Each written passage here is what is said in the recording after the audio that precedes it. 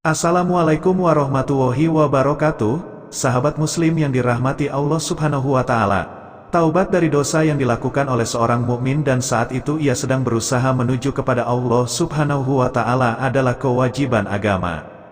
Diperintahkan oleh Al-Quran, didorong oleh sunnah, serta disepakati kewajibannya oleh seluruh ulama, baik ulama zahir maupun ulama batin, atau ulama fikih dan ulama suluk, hingga Sahal bin Abdullah berkata, barang siapa yang berkata bahwa taubat adalah tidak wajib maka ia telah kafir, dan barang siapa yang menyetujui perkataan seperti itu maka ia juga kafir. Dan ia berkata, tidak ada yang lebih wajib bagi makhluk dari melakukan taubat, dan tidak ada hukuman yang lebih berat atas manusia selain ketidaktahuannya akan ilmu taubat, dan tidak menguasai ilmu taubat itu, disebutkan oleh Abu Talib Al-Maki dalam kitabnya Qutul Qulub, Juz 1 halaman 179. Taubat dalam Al-Quran. Al-Quran memberi perhatian yang besar terhadap taubat dalam banyak ayat-ayat yang tersebar dalam surah-surah Makkiyah atau Madaniyah. Kita akan membaca ayat-ayat itu nantinya, insya Allah. Bertaubatlah kepada Allah Subhanahu wa Ta'ala dengan taubat yang semurni-murninya. Di antara perintah yang paling tegas untuk melaksanakan taubat dalam Al-Quran adalah firman Allah Subhanahu wa Ta'ala. Hai orang-orang yang beriman, bertaubatlah kepada Allah dengan taubat yang semurni-murninya, mudah-mudahan Tuhan kamu akan menghapus kesalahan-kesalahanmu dan memasukkan kamu ke dalam surga yang mengalir di bawahnya sungai-sungai, pada hari ketika Allah tidak menghinakan Nabi dan orang-orang yang beriman bersama dengan dia. Sedang cahaya mereka memancar di hadapan dan di sebelah kanan mereka, sambil mereka mengatakan, ya Tuhan kami, sempurnakanlah bagi kami cahaya kami dan ampunilah kami. Sesungguhnya Engkau Maha Kuasa atas segala sesuatu. Quran Surat At-Tahrim ayat 8. Ini adalah perintah yang lain dari Allah Subhanahu wa Ta'ala dalam Al-Quran kepada manusia untuk melakukan taubat dengan taubat nasuha, yaitu taubat yang bersih dan benar. Perintah Allah Subhanahu wa Ta'ala dalam Al-Quran itu menunjukkan wajibnya pekerjaan ini, selama tidak ada petunjuk lain yang mengindikasikan pengertian selain itu. Sementara dalam ayat itu tidak ada petunjuk yang lain itu. Oleh karena itu, hendaknya seluruh kaum mukmin berusaha untuk menggapai dua hal atau dua tujuan yang pokok ini, yaitu 1. Menghapuskan dosa-dosa, 2. Masuk ke dalam surga. Seluruh individu muslim amat membutuhkan dua hal ini.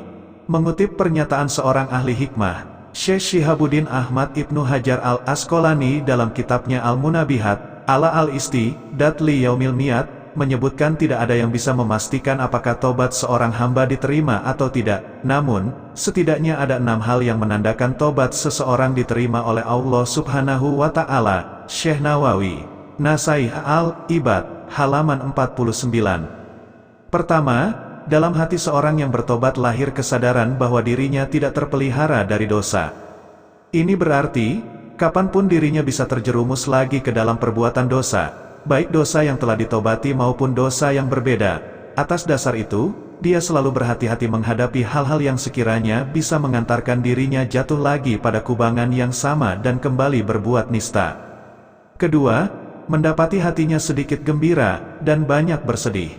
Bagaimana hatinya bisa bergembira karena senantiasa mempersiapkan dan memikirkan masa depan akhiratnya yang belum mendapat jaminan apa-apa. Apakah hidupnya berakhir dengan membawa iman? Itulah yang selalu direnungkan seorang yang bertobat, sehingga tak berani meluapkan kegembiraannya secara berlebihan, sebagaimana dalam sabda Rasulullah Shallallahu Alaihi Wasallam.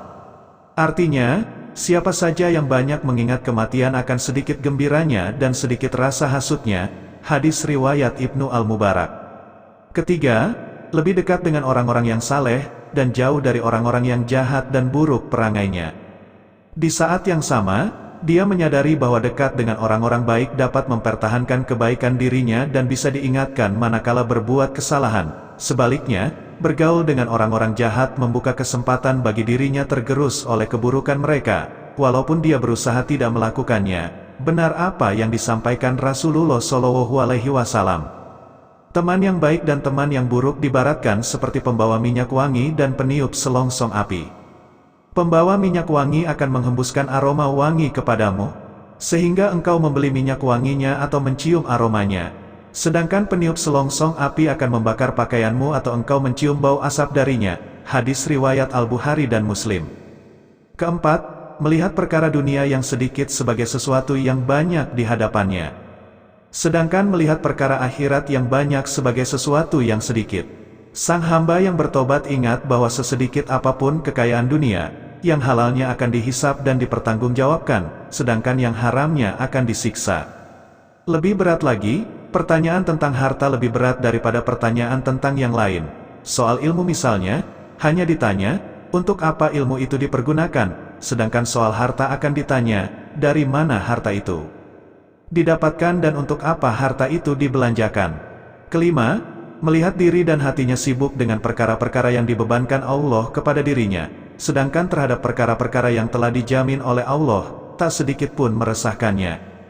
Di antara perkara yang dibebankan Allah adalah tuntutan syariatnya, taklif, baik tuntutan untuk dilaksanakan maupun tuntutan untuk ditinggalkan, baik yang bersifat wajib maupun yang bersifat sunnah. Sedangkan perkara yang telah dijamin di antaranya rezeki, umur, jodoh, kematian, dan sebagainya. Keenam, selalu menjaga lisan. Hal ini lahir dari kesadaran bahwa banyak membicarakan perkara yang tidak berguna, sama dengan mengantarkan dirinya kepada pintu kemaksiatan, sebagaimana yang diingatkan Rasulullah Shallallahu Alaihi Wasallam dalam sabdanya. Artinya, sesungguhnya, manusia yang paling banyak dosanya pada hari kiamat adalah manusia yang paling banyak bicaranya dalam kemaksiatan kepada Allah. Hadis riwayat Ibnu Abi Syaibah. Karenanya, tak mengherankan bila menjaga lisan termasuk amal yang paling dicintai Allah. Sebagaimana dalam hadis, amal yang paling dicintai Allah adalah menjaga lisan. Hadiah riwayat Al-Baihaqi. Demikian tanda-tanda orang yang diterima tobatnya, semoga kita termasuk di dalamnya.